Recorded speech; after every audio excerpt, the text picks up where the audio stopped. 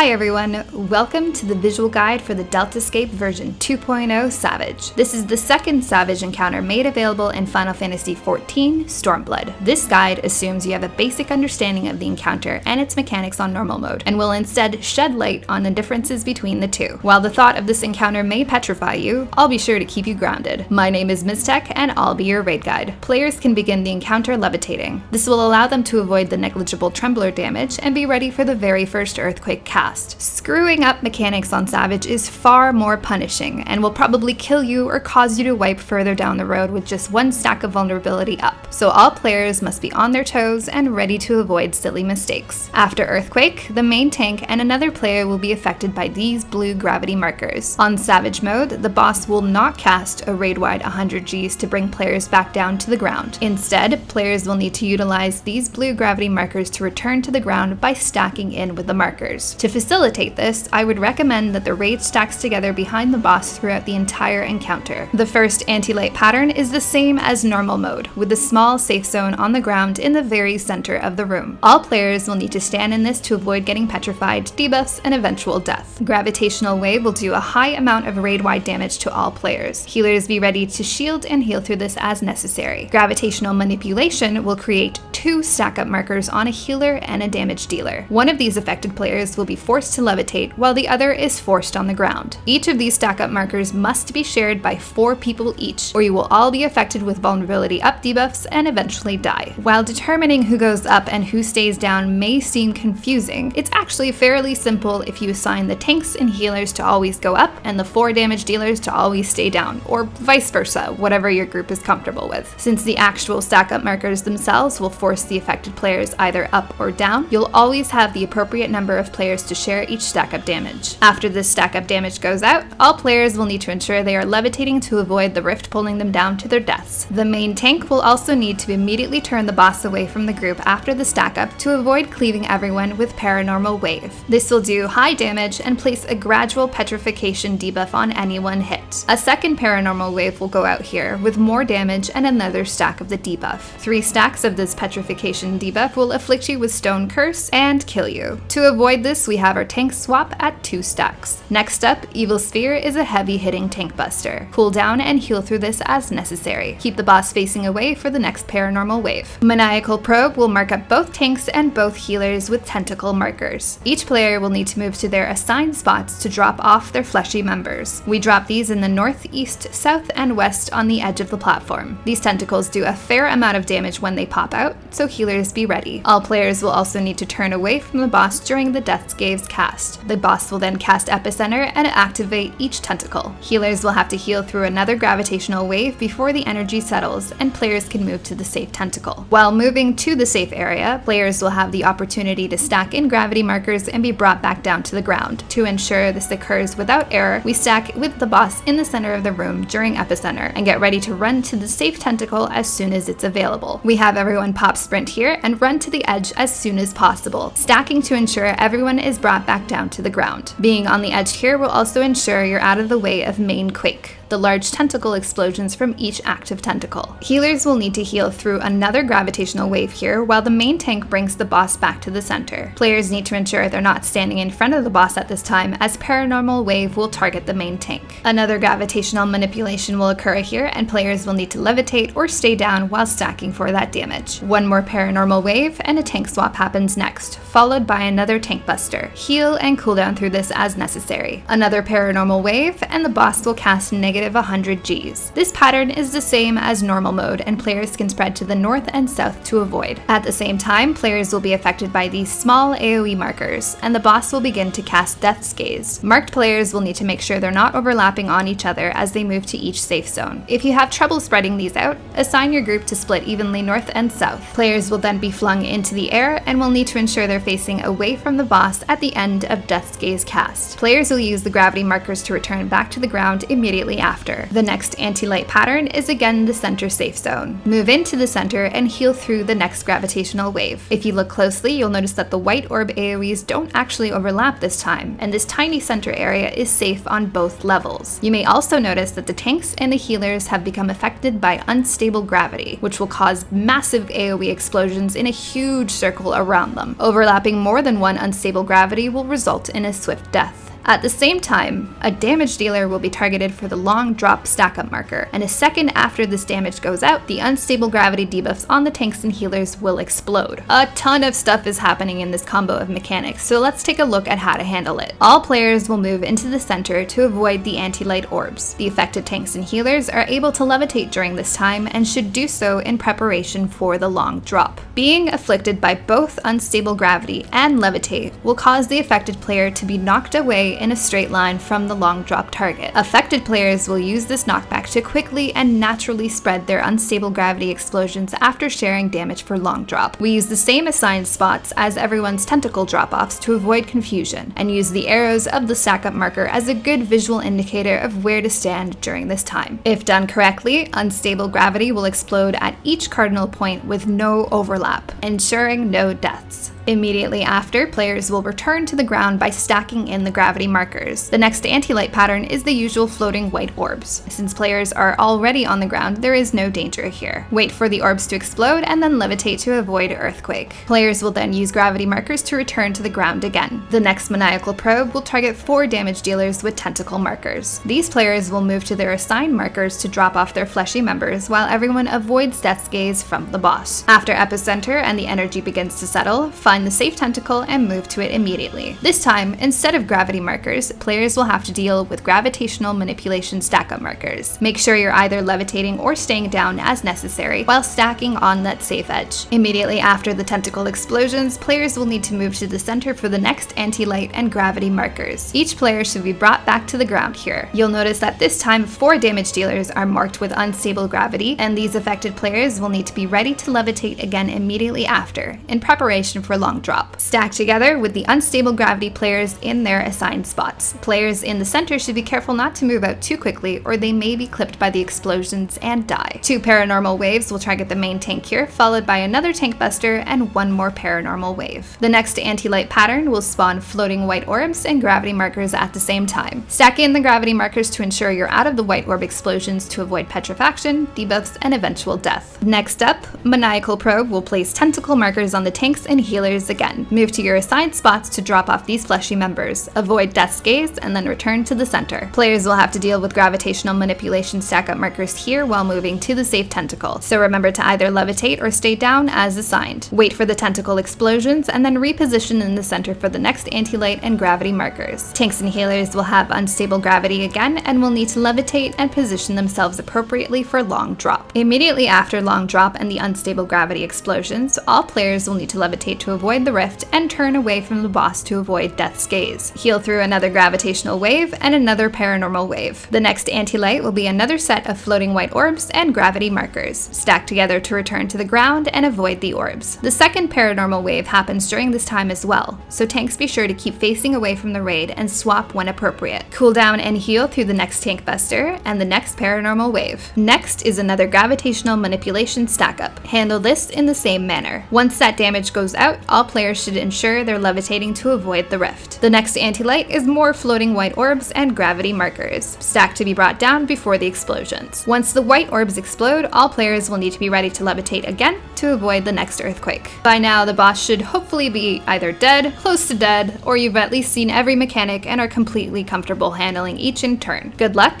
and have fun. If you have any questions or comments, please let me know. Up next, we'll head into the Deltascape version 3.0 Savage. As always, thanks for watching. Till next time.